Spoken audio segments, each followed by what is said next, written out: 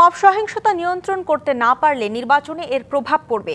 এক গবেষণা প্রতিবেদন তুলে ধরে এমন শঙ্কার কথা জানিয়েছে ট্রান্সপারেন্সি ইন্টারন্যাশনাল বাংলাদেশ টিআইবি। সংস্থাটি বলছে, অন্তর্বর্তী সরকারের ইতিবাচক অর্জনের চেয়ে নেতিবাচকের পাল্লা ভারী। রাজনীতিবিদ এবং আমলাতন্ত্র জুলাই আন্দোলন থেকে কোনো শিক্ষা নেয়নি, তারা তাদের স্বার্থ বজায় রাখতে চায় বলেও জানানো হয় প্রতিবেদনে।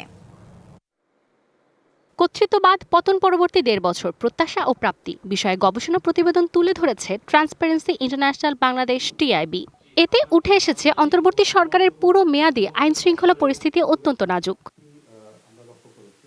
এই ১৭ মাসে সারা দেশে মোট ৬০০টি রাজনৈতিক সহিংসতার ঘটনা রেকর্ড করা হয়েছে। এতে নিহত হয়েছেন ১৫৮ জন রাজনৈতিক কর্মী, আর তফসিল ঘোষণার পর প্রাণ গেছে অন্তত ১৫ জনের। প্রতিবেদনে বলা হয়েছে, সরকার শুরু থেকে মব সহিংসতা প্রতিরোধে তৎপরতা দেখাতে পারেনি। নির্বাচনে এর প্রভাব পড়বে। সবচেয়ে বড় যে অন্তরায়গুলো, তার মধ্যে অন্যতম অর্থ, পেশি এবং ধর্ম।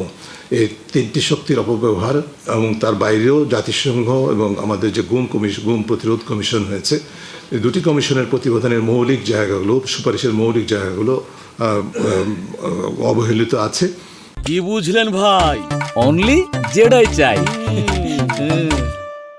এটা আরো বলা হয়, রাজনৈতিক দল ও আমলাতন্ত্র নিজেদের স্বার্থ রক্ষায় সরকারের ওপর কার্যকর নিয়ন্ত্রণ চায় না। ক্রিয়াশীল দুটি বৃহৎ দলের প্রভাবে প্রভাবান্বিত আমাদের আমলাতন্ত্র এবং প্রশাসন, রাষ্ট্রযন্ত্র, আইন প্রক্রিয়া সংস্থা ইত্যাদির মধ্যে বিরাজ রয়েছে। গণঅভ্যুত্থান পরবর্তী জবাবদিহির প্রক্রিয়া নিয়ে উদ্বেগ, জুলাই যোদ্ধাদের অনুদানে দুর্নীতির অভিযোগ, স্মৃতি জাদুঘর নির্মাণে ক্রয় নীতিমালা না মানা এবং ধর্মভিত্তিক রাজনীতির প্রভাবে নারী ও সাংস্কৃতিক বৈচিত্র্য হুমকির মুখে পড়ার কথাও জানায় টিআইবি। এছাড়া গত ১.৫ বছরে অন্তত ১৮৯ জন সাংবাদিক চাকরিচ্যুত এবং ২৯টি গণমাধ্যম প্রতিষ্ঠানের শীর্ষ পর্যায়ে রদবদল ঘটেছে বলে প্রতিবেদনে জানানো হয়েছে। গণমাধ্যমের অভ্যন্তরে গণমাধ্যমে মানজুমা আফরোজ নীলিমা, ডিবিসি নিউজ, ঢাকা।